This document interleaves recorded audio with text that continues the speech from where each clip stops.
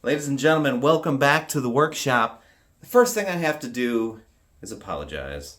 I have done some work on this drop point hunter without your knowledge, without your knowing, without it being recorded by the video people.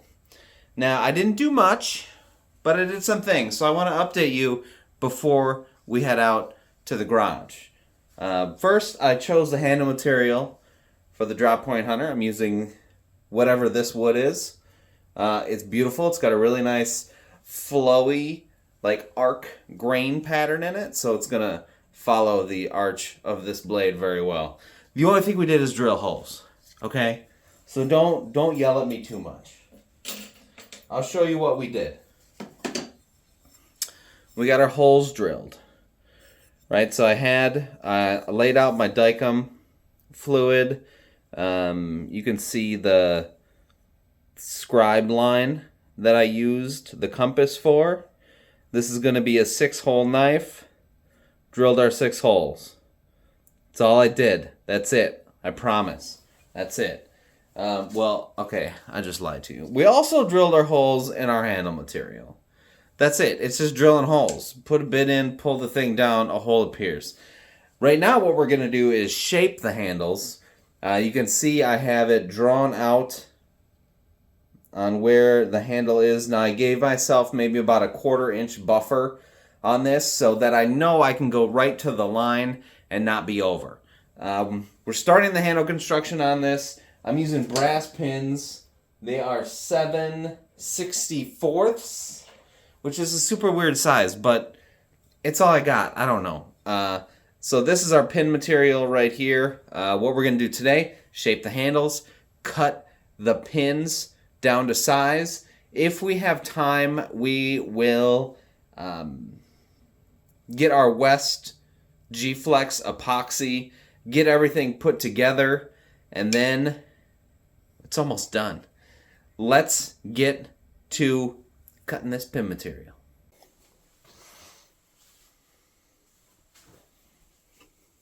We made it. We're here.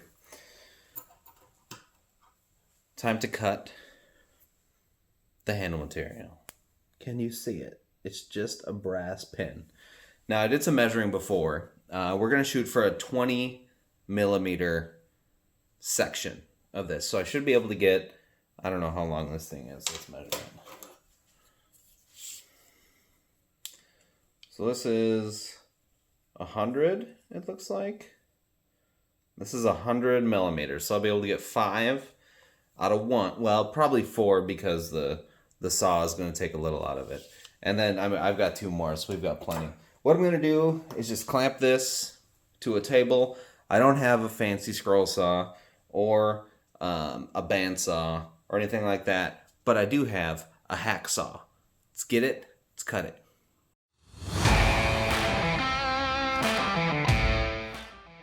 I do have my handy scribing tool, this random screw that I just found.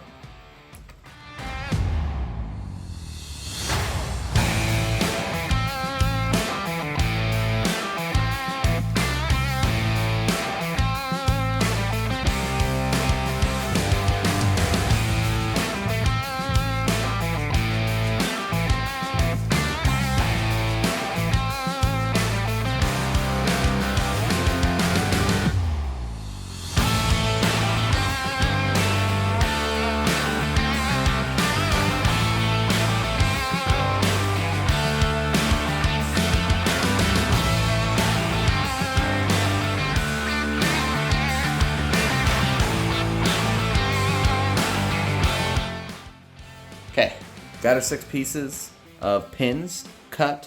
Now we're going to move to the belt sander and get these handles shaped. Remember, safety first, eye protection, respirator, hearing protection, which I have over there, and the world's comfiest woodworking slippers.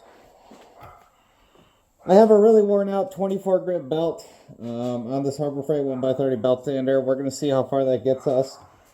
I do have one of the magic erasers I don't know what they're called, to help when the belt gets full of schmutz. So we're going to see how far this gets us before I have to swap it out. Basically, we're just grinding this handle to shape, the shape that I have traced on there. So we'll see how close we can get to that, and then we'll move on.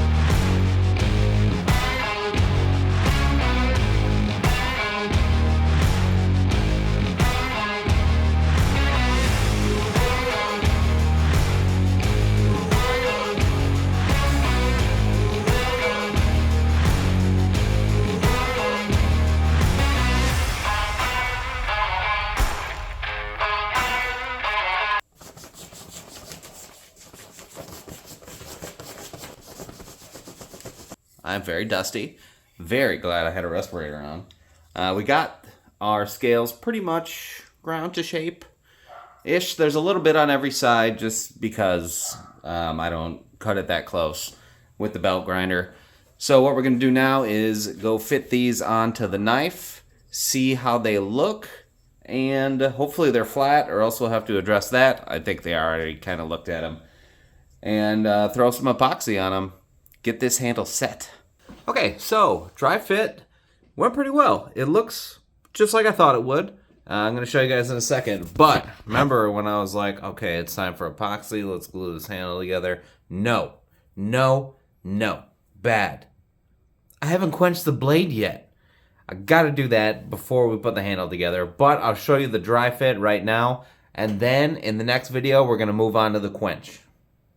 Here is what we've done today. I think good progress. There we have it. This is going to drop down right here. This is my theory. It's going to kind of follow the flow, and then this is going to come back around here. So all this top and this bottom will all be gone. But we've got our pins in. Dry fit is decent. There are a couple that I want to make longer so that when we peen them, like this is almost flush.